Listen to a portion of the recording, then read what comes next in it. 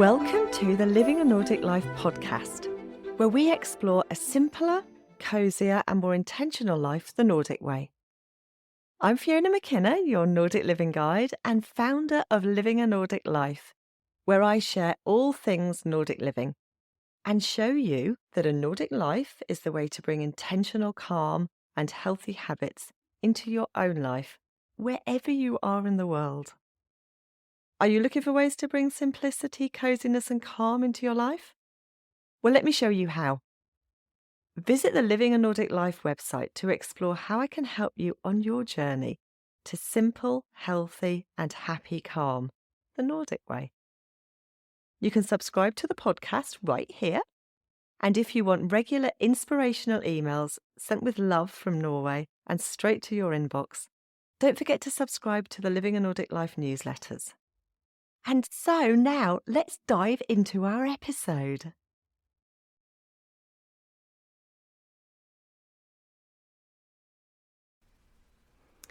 Today I want to talk to you about why a Nordic life can look really simple but actually feel really deep. And I know that you're here listening to this because this is something that you're following already. But maybe you don't live here in the Nordics and you see a lot of things that make it look like it's almost austere. And it can look suspiciously plain, can't it, from the outside? White walls, wooden tables, everything white. A single vase, very simple, nothing elaborate, with one stem instead of a bouquet of flowers, for example. People walking quietly, dressed in practical clothes. And also unbothered by weather that would send other people straight back inside. There's very little spectacle, very little excess, and a whole lot of lagom, which is that Swedish word for just enough. Not too much of anything. Not too little, but not too much. Everything in moderation, basically. And yet, when you look a little bit closer, or you live closer to it, or you try to live inspired by it, you begin to realise that this simplicity is anything but shallow. It's deliberate and it's deep. It takes a lot of effort to not kind of buy into that excess. Nordic life doesn't shout. That is not just Nordic living, is it? That's actually Nordic nations. You think about it. Very quiet. Nobody's shouting about anything, any kind of excesses or, their own achievements. A lot of Jante's law. It doesn't try to impress and it doesn't ask to be photographed at every angle. It does get photographed at every angle, especially in Norway. Everybody is here, in the summer taking pictures of the fjords and the mountains. And it's because it's so beautiful. And I have to say I do it myself, even though I've lived here for 10 years. But instead, it kind of invites you to pay attention. The lifestyle. And I think that's why it's so often misunderstood. We live in a world where we're trained to kind of equate fullness with busyness and beauty with abundance. We have to have all the things, don't we? We're constantly being told that we have to have all the things. And a quieter way of living can look empty at first glance, especially if you look at people who maybe live a little bit more off-grid, or people who are a little more sustainable, live a little more sustainably. It looks like it's empty, but actually that's a very full life. It's spacious. And in that space, something meaningful happens. Simplicity in Nordic life isn't about having less for the sake of minimalism alone. It has been a culture for a very long time, from those slick kind of minimalist designs of the furniture in the 1960s, right up to, big brands like IKEA. But it's also about removing what distracts you, so you can feel more about what is there. When your home isn't overflowing with things, you notice the way the light moves across the floor in the afternoon. You feel good when your schedule isn't packed edge to edge. You notice your own energy. You notice when you're tired. You notice when you're happy and when you need rest. And that's the very essence of simple hygge. It's important to enjoy those simple everyday things. And it's nice sometimes to be rushing from one thing to the next and feeling like, you're achieving a lot. But quite often when we're doing that, we're achieving nothing. and we're making ourselves very stressed. And stress is never good for us. There's a deep respect here for the unseen layers of life. Take nature, for example, cornerstone of Nordic living. Nordic landscapes can be described as stark or sparse, particularly in the winter, when we have snow-covered mountains, grey granite and deep forests. But when you spend time in nature, you start to see the subtlety, the shift in the light from blue to gold, especially in the winter evenings, that blue hour. The crunch of the snow underfoot, particularly when it's cold, because it gets all crunchy and crispy and sparkly. And the quiet reassurance of trees standing still against the wind. It's nothing dramatic, yet everything feels profound. Can be dramatic, I guess, certainly in the winter. And there are certainly places that are, but it feels deep. This way of noticing carries over into everyday life, and we begin to take notice of the smaller things in our lives and the importance they have in making us happy. Meals are simple but intentional. We don't eat out very often. In fact, I read something on in a social media post. It was somebody who was travelling to Norway, and they were asking about where to eat in Bergen, and they hadn't found anywhere to eat. It was pizza and burgers, which I have to say is the kind of standard fast food stuff here, if you don't go kind of, out of the way. But all the replies from Norwegians were, we don't eat out. We eat at home. We have simple, wholesome food, with ingredients that don't have anything much in them. And we don't eat out. It's as simple as that. And that is where people get their pleasure from every day. Coffee isn't rushed. There's a lot of coffee drunk here, I have to say. But people take their time. People do have fika if you're in Sweden. They sit down, they have a chat, they drink their coffee in the middle of the morning, and it's a break, it's a stop. It isn't rushed. They're not rushing around with a cardboard cup of coffee, going from one thing to the next. Silence isn't awkward.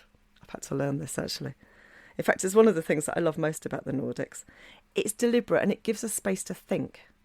And people do it here in Norway a lot, but I think they do it more in places like Finland, where you give the other person talking time to think and say what they need to say.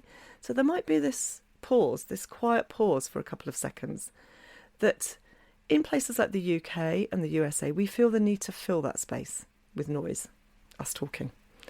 And maybe not listening quite actively enough. But here, silence isn't awkward. It's okay. You can sit quietly together and not have to say anything. There's an understanding, mostly unspoken, that life doesn't need constant stimulation to be rich. We just need to be there. And that presence creates depth. What I find most compelling about Nordic life is its relationship with time.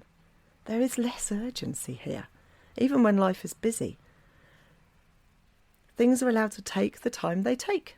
It is what it is. Seasons are honoured rather than fought.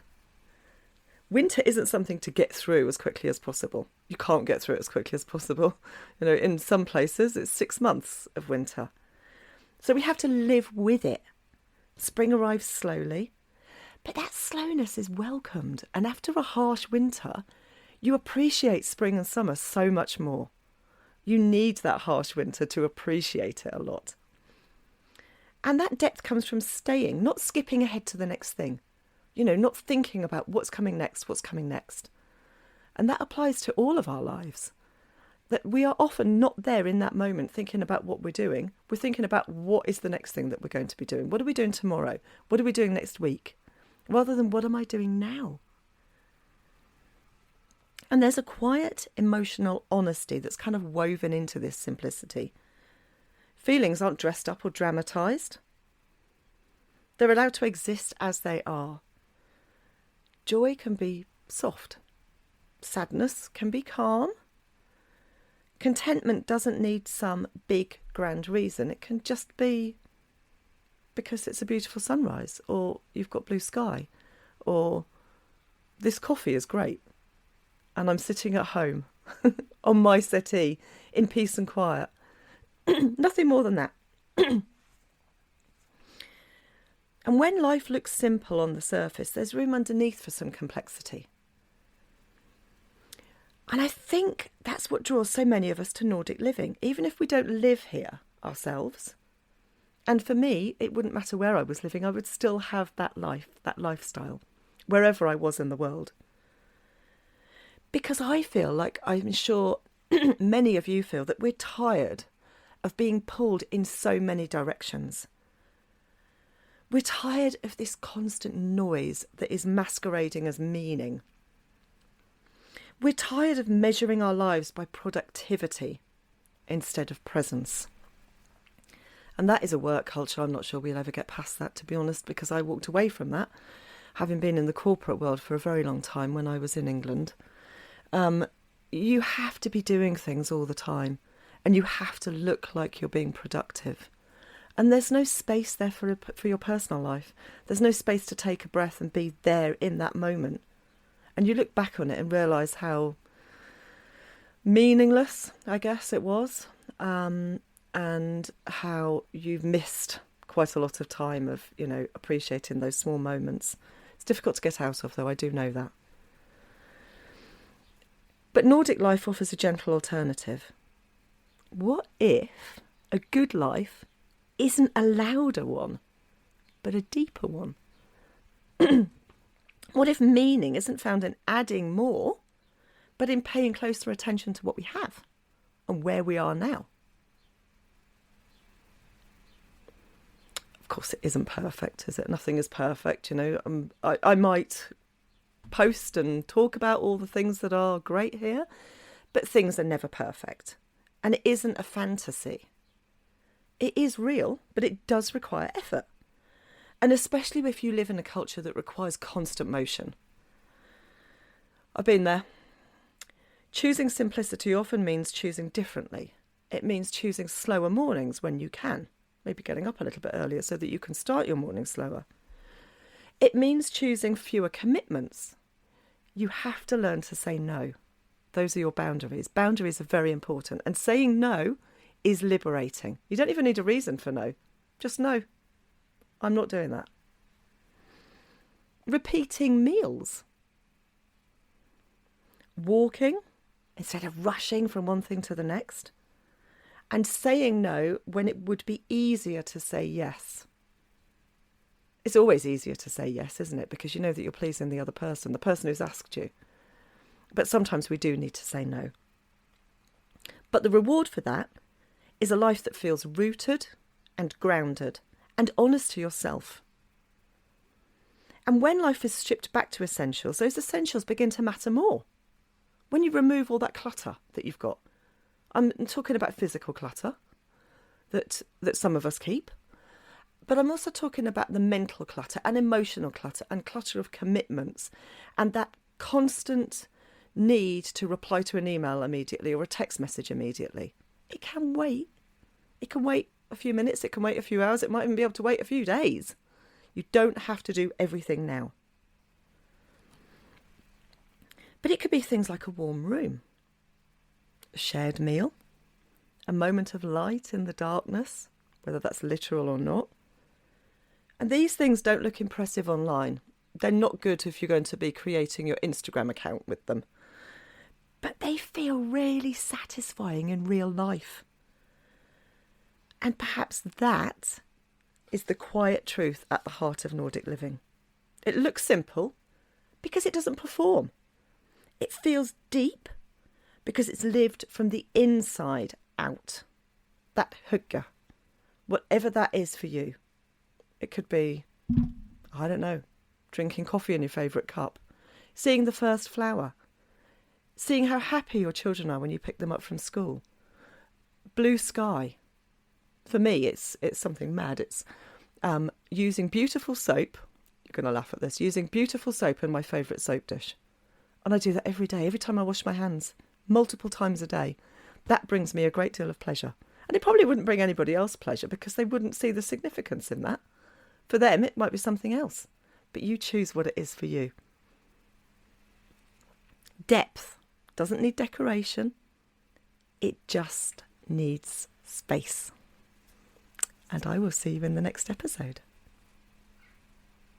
If you've enjoyed this episode, please subscribe to the Living a Nordic Life newsletters so you can get an email when I release a new episode. It's a quick and easy way to keep up with all things Nordic living. Please visit livinganordiclife.com. You can listen to Living a Nordic Life on lots of podcast apps, including Spotify, Apple Podcast, Google Podcasts, and plenty of others. If you've enjoyed the Living a Nordic Life podcast, why not leave me a rating? So that's the end of Living a Nordic Life for today, and I look forward to seeing you next time.